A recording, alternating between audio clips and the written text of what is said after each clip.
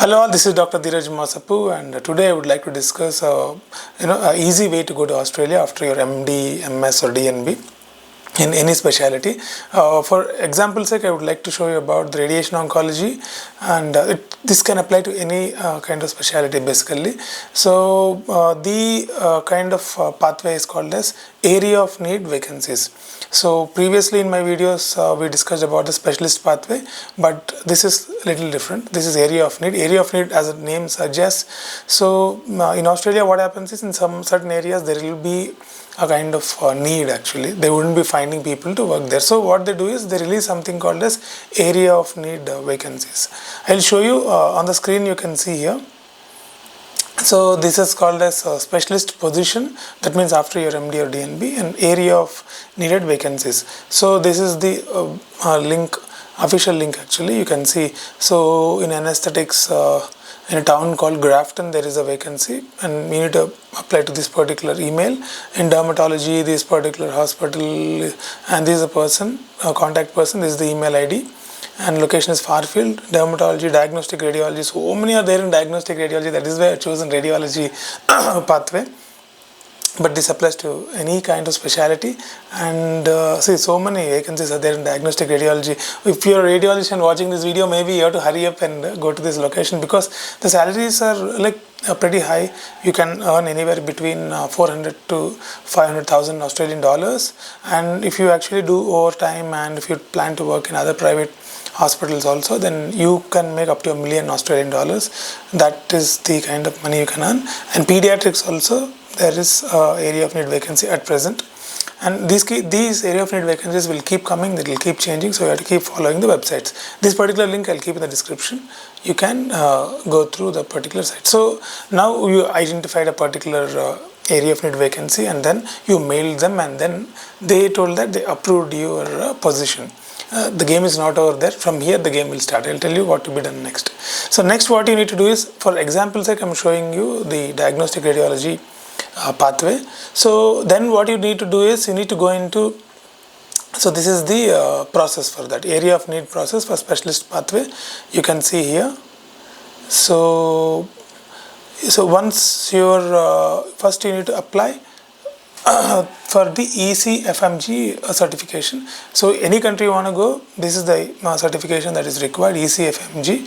So they will verify all your documents. There is a separate process for that, and this is approved by the MBA, that is Medical Board of Australia. Okay, and once your ECFMG certification is done, and there is a application process that you need to undergo. Okay, the application process I would like to show you here. So this is the application process, and this is a separate application, and here the application needs to be partly filled by you and partly by the employer who is giving you a job. Okay, so they need, so both of you together need to fill, because there are so many details incorporated in this. So they need to define your job role basically when you're going there. How many duties they're going to put for you, how many weekends they're going to put for you, and the multiple details. I think they will be filling most of the application process. And the most important thing that you need to know is the fees.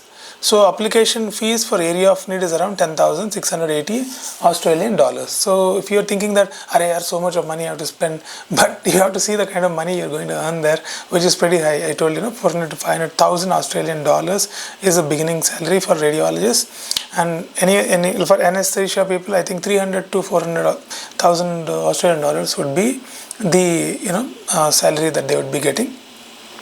And the salary will keep increasing actually, and so if you get into a private hospital and up to $1 million you can earn, that's a different thing. But 10,680 is a pretty lesser amount. If you do exact calculation into Indian rupees, it might look more for an application, but you look at the kind of money you earn there after you go and get a job. So in that way, if you see, the amount of money you spend is pretty less. So this is the kind of money you need to spend to fill the application. So for what is this application for? This application is, so this particular center which has given you the job, and is you together with that, you putting this application to the registration body. So the registration body for radiologists are Royal Australian and New Zealand College of Radiologists. Okay, this is called RANZCR. Okay, so this particular society will have to approve you to work in that particular hospital. So since that hospital has given you the job, doesn't mean that you can directly work there. This particular society will have to approve your efficiency or experience. So what happens here is you will go through a process called as assessment. After you pay this application fees, then this particular society will select a particular medical college which is located nearby, and your application will be processed through that medical college. So that medical college will conduct a formal assessment for you. Okay, that assessment will have different phases, and particularly what they're trying to see in that particular assessment is your experience. So here I would like to emphasize that you need to have at least 4 to 5 years experience after your MD, DNB or MS. So if you go immediately, then you wouldn't be comparable. I'll show you the comparabilities here.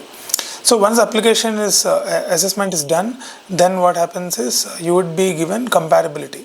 So the comparability is more like there are some people called as almost comparable, and some are partially comparable, and some are non-comparable.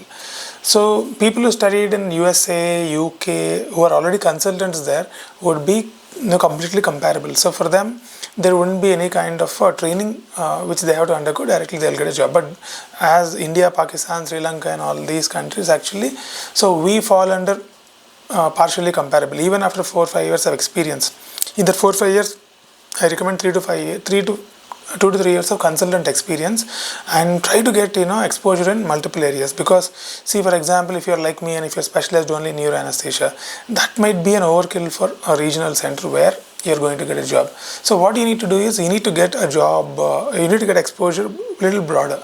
Look, for example, you're an anesthetist, then you need to have regional anesthesia experience, cardiac anesthesia, neuro, everything little bit, but not like me where you focus in one area, neuro monitoring, neuro anesthesia, and you shouldn't go too deeper into that.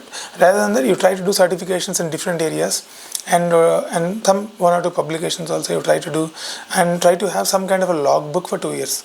So that they mentioned, actually you need to have logbook for 2 years when you're going for an assessment. So when you're sitting for an assessment, the Australian doctors, experienced doctors would be sitting in front of you, who will be appointed by the medical college, and they would be asking you questions and trying to give you scenarios, and then they will be trying to assess basically your experience level and the whether you are an independent operating unit or not. Okay, so that is the kind of assessment, and if you have 4 or 5 years experience in your particular field, then you will be getting partial comparability. If you are from these countries, there is a bias there. If you are from US and UK, you'll get a complete comparability. So once you get a partial comparability, then the next step is you would be going through upskilling. Upskilling is a process where you will be sent to a particular center. Through the society will send you to a particular center, and it can be area of need center also. There you will be upskilled. That means you will be trained for another 2 years, or it can range between 1 to 2 years depending upon your years of experience. And then after 2 years, then they will conduct an assessment again, and then they will give a letter saying that you can actually work in as a specialist in Australia and New Zealand. Okay, and when they give the certificate, there are 2 ways of giving. And for if you're applying through area of need, then what happens is, since it's slightly easier pathway, they give you a letter saying that you actually can work only in that geographical area. And if you're going through a specialist pathway, that's a different thing. You can work anywhere in Australia, but you're going through this pathway, you will get a certificate from the medical college saying that you will be eligible to work in somewhere around that area. But that is pretty decent according to me, because it is not going to change your career path, because you will be working in a pretty decent center. So that is so that takes 2 years. At the end of 2 years, you might be working the same center but in a better package.